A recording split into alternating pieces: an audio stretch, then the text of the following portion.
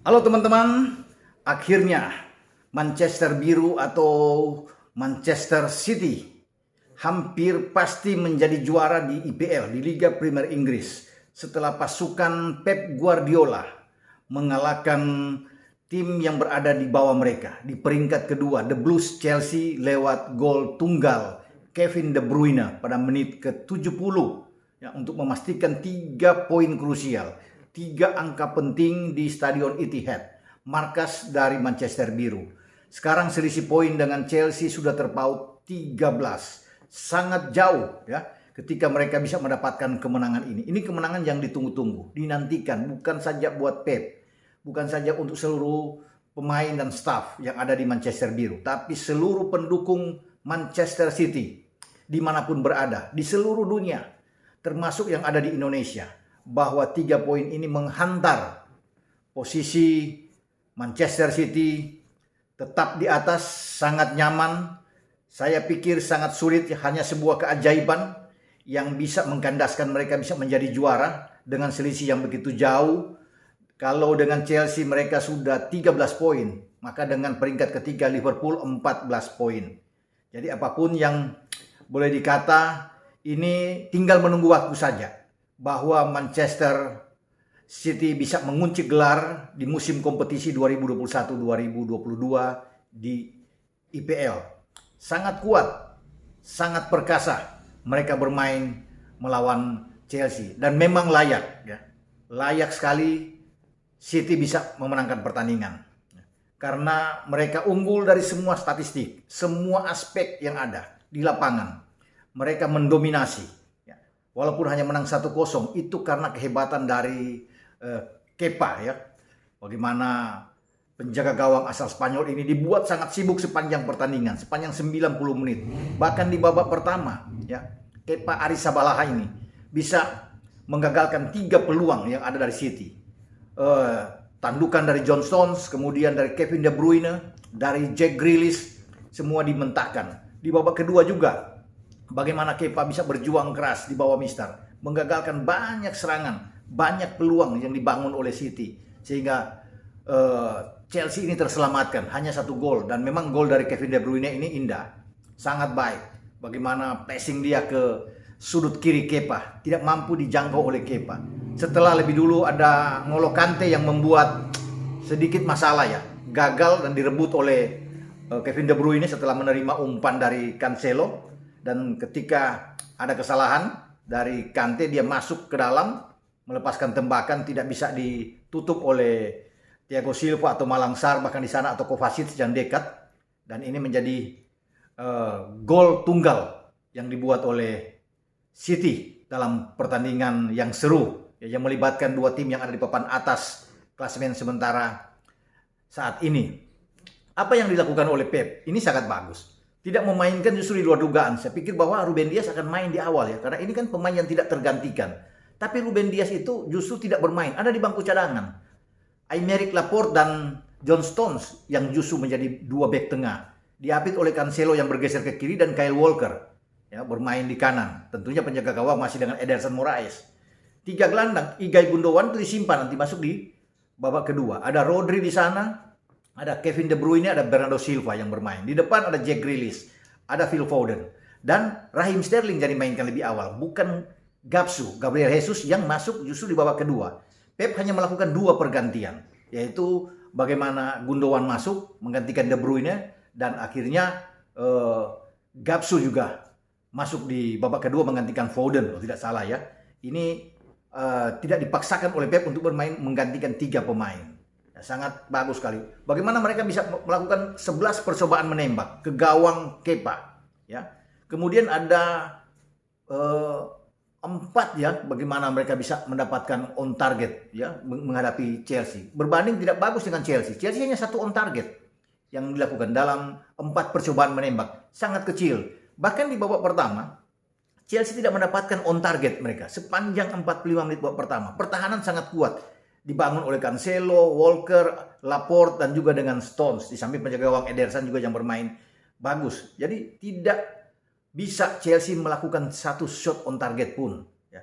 Nanti di babak kedua mereka bisa mendapatkan itu, Dan memang hanya kecil, kalau bilang mereka hanya 4 kali percobaan menembak, ya saya pikir wajar. Dalam akurasi operan juga mereka kalah. Ya.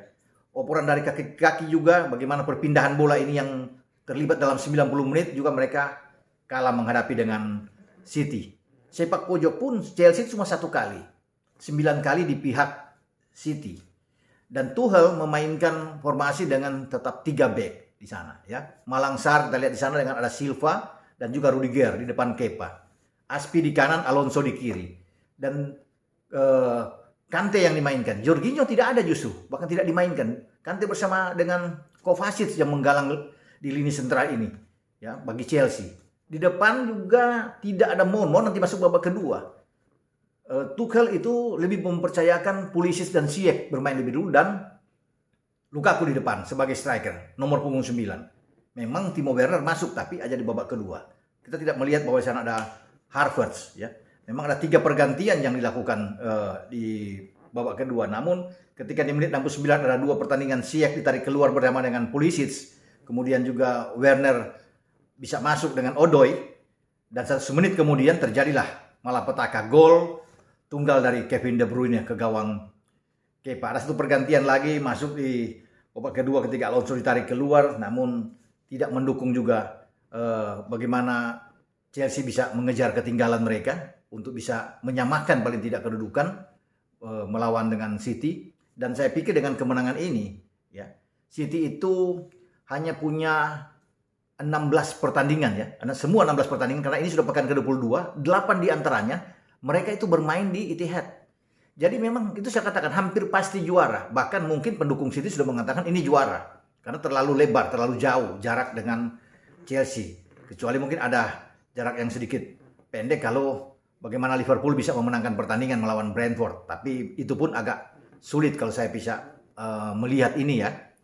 Dari 8 kandang mereka di Etihad, ya, City, kita bicara City. Mereka bisa mengunci gelar itu pada tanggal 9 April. Di awal April. Di saat mereka menjamu Liverpool di Etihad. Ya, kalau tidak ada aral melintang, ya, ketika Chelsea gagal juga dan Liverpool ini tergelincir di bulan Februari-Maret, sudah pasti di akhir Maret atau di awal tanggal 9 April itu saat mereka menjamu Liverpool, mereka sudah menjadi juara. Sangat cepat mereka bisa menjadi juara. Ya. Bahkan kita bisa melihat ketika mereka unggul jauh, bahkan mungkin sudah 16 poin, itu bisa mereka mengunci gelar itu pada tanggal 19 Maret bahkan. Sangat cepat di saat mereka menjamu Brighton di Etihad. Jadi ini yang kita lihat luar biasa. Chelsea dan Liverpool tidak boleh tergelincir di antara akhir Januari ini atau di awal sepanjang bulan Februari sampai di Maret.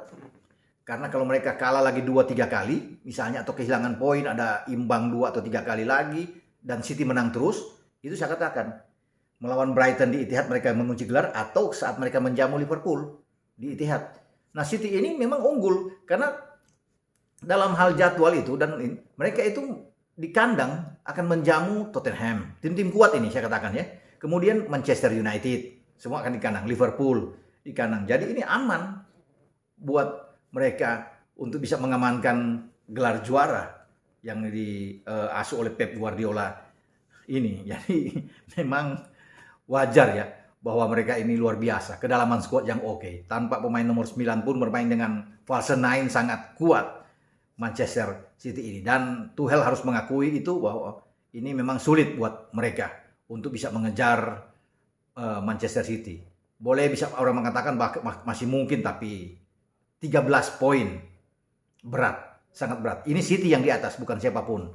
Dan sudah saya katakan kan, hanya 16 pertandingan sisa. Sekarang sudah pekan ke-22.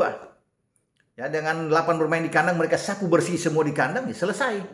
Gelar juara sudah di tangan, sambil menunggu bagaimana Chelsea tidak boleh tergelincir, harus bermain stabil, konsisten terus. Setelah ini kalah, Chelsea harus menang terus untuk bisa menjaga jarak terus. Artinya dalam 2-3 bulan ke depan harus stabil.